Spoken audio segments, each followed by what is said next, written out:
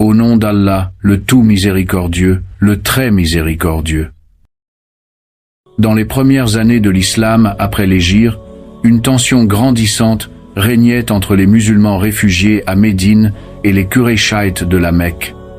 Les croyants avaient fui les persécutions et la torture, laissant derrière eux leurs maisons, leurs biens, leurs familles. Ils s'étaient réfugiés à Médine pour y trouver la paix et la liberté de pratiquer leur foi. Mais les Qurayshites menés par Abu Sufyan continuaient à les menacer et à confisquer leurs biens. Le prophète Muhammad, paix et bénédiction sur lui, savait que l'affrontement avec Quraysh était inévitable. Il ne s'agissait pas d'une simple guerre, mais d'une confrontation décisive entre la vérité et le faux, entre la lumière de la foi et les ténèbres de la mécréance.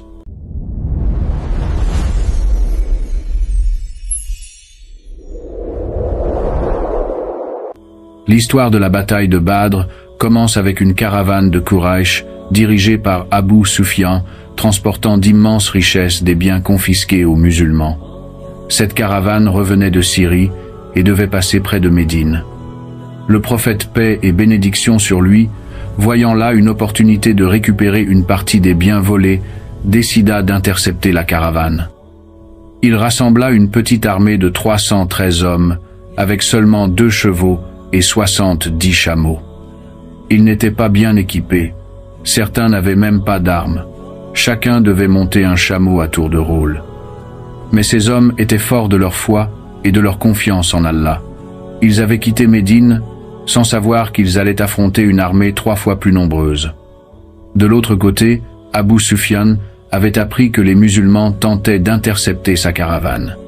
Il prit des mesures pour l'éviter et envoya un message aux Qurayshites de la Mecque. En réponse, Quraysh prépara une immense armée composée de 1000 hommes avec des chevaux, des chameaux et des armes de guerre.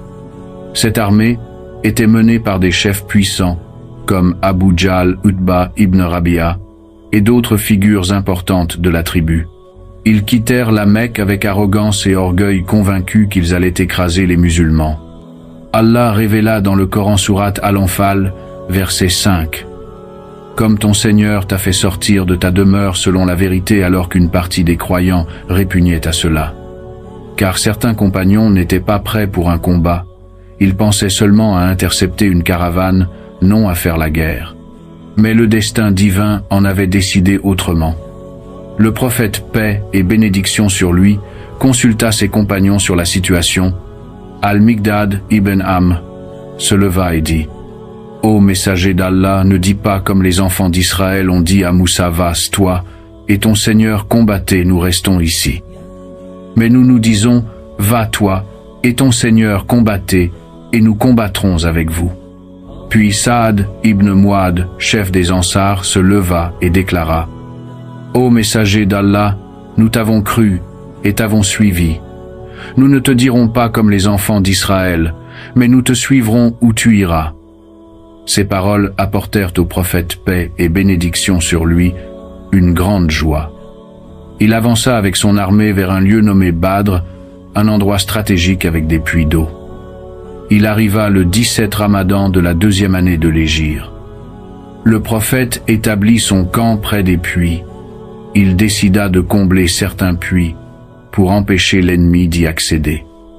La nuit, avant la bataille, les croyants dormaient en paix. Allah envoya une pluie douce pour purifier leur cœur et raffermir leur foi. Dans sourate Al-Anfal, verset 11, Allah dit: « Quand il vous enveloppa de sommeil comme une sécurité de sa part, et fit descendre du ciel une pluie sur vous, pour vous purifier et éloigner de vous la souillure de Satan. » Pendant la nuit, le prophète, paix et bénédiction sur lui, passa son temps en prière dans une tente dressée par les compagnons. Il invoquait Allah les larmes aux yeux.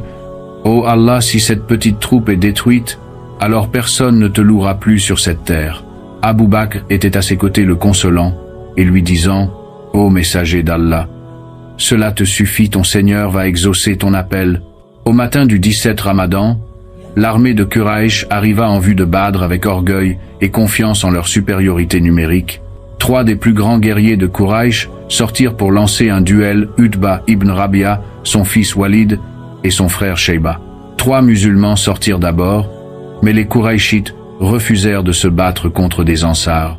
Ils voulaient affronter les nobles de Quraysh. Alors le prophète paix et bénédiction sur lui envoya Hamza ibn Abdul Muttalib, Ali ibn Abi Talib et Ubaïda ibn al-Harith. Hamza affronta Shayba et le tua. Ali tua Walid et Ubaïda fut gravement blessé en affrontant Utba. Mais Hamza vint l'aider et tua Utba. La bataille débuta dans un tumulte de poussière, de cris et d'épées. Les musulmans, bien que peu nombreux, combattaient avec une force surnaturelle, leur cœur rempli de certitude et de foi. Allah leur envoya des anges en renfort. Dans Sourate Al-Anfal, verset 9, Allah dit « Rappelez-vous quand vous imploriez le secours de votre Seigneur, et qu'il vous répondit « Je vais vous renforcer d'1 millier d'anges déferlant les uns après les autres. » Les anges combattaient aux côtés des musulmans invisibles aux yeux des Qurayshites, mais visibles pour certains compagnons. Un compagnon nommé Ibn Abbas raconta que le jour de Badr, il entendait le son des coups d'épée portés par les anges.